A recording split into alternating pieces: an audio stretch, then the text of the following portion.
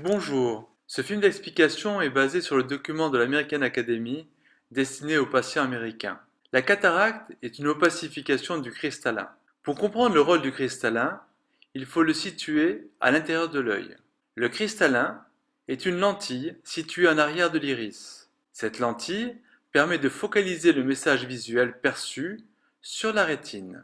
Par la contraction des fibres zonulaires, il permet une focalisation de l'image que l'on regarde de loin ou de près. Avec l'âge, mais aussi à la suite de certains traitements ou de certaines pathologies, le cristallin s'opacifie. C'est ce que nous appelons une cataracte. Pour le patient, cela entraîne un brouillard visuel, une crainte de la lumière et parfois une vision double. Le traitement de la cataracte est chirurgical lorsque les symptômes deviennent gênants. Un bilan complet est réalisé au cabinet Place de Liberté afin de préciser la responsabilité de la cataracte dans la baisse de la qualité visuelle. En effet, il faut rechercher d'autres pathologies, comme une atteinte rétinienne, qui pourrait compromettre le résultat final. Au cours de ce bilan préopératoire est également réalisée la mesure de l'implant.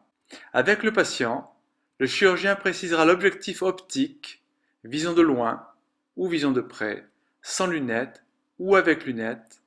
Une lentille intraoculaire monofocale peut corriger une myopie ou une hypermétropie.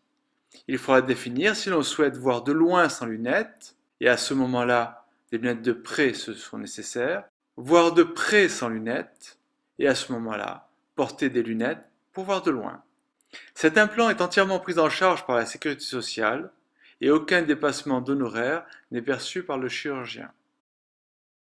Il existe des implants multifocaux qui permettent de voir à la fois de loin et de près.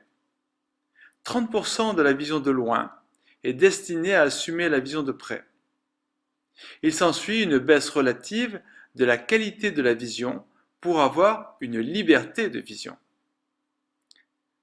L'inconvénient est un risque plus important de halo lumineux en conduite nocturne. Une dernière alternative est de privilégier un œil pour la vision de loin et l'autre œil pour la vision de près. C'est ce qu'on appelle un système de microbascule. Le choix sera réalisé avec le patient. La chirurgie se déroule sous anesthésie topique, c'est-à-dire uniquement avec des collyres. L'angoisse légitime du patient est traitée soit par une injection intraveineuse, soit, si le patient est d'accord, sous hypnose conversationnelle. L'intervention elle-même dure 8 à 10 minutes. Par une micro-incision de 1,8 mm, il est procédé aux différentes étapes. Découpe antérieure de l'enveloppe du cristallin ou capsulorhexis. Ce noyau du cristallin est ensuite phacoémulsifié à l'aide d'une sonde à ultrasons qui le brise et qui l'aspire. Enfin, aspiration du cortex, car le noyau du cristallin est comme un bulbe d'oignon, avec une enveloppe, un noyau, et une enveloppe postérieure appelée capsule postérieure qui est préservée. À l'intérieur du sac capsulaire, nous injectons un implant ou lentille intraoculaire dont nous avons déterminé la puissance en préopératoire. L'incision est considérée comme auto-étanche et ne justifie pas la mise en place de points de suture.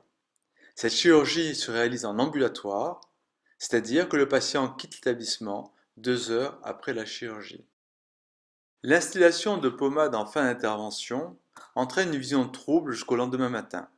Dès le lendemain, le patient recommence les collyres prescrits sur son ordonnance, qu'il continuera jusqu'au contrôle post-opératoire. Jusque-là, les précautions à prendre sont formelles. Dans l'immense majorité des cas, le patient redécouvre une nouvelle vue et une nouvelle vie avec des couleurs plus vivantes, une autonomie fonctionnelle beaucoup plus favorable. Merci.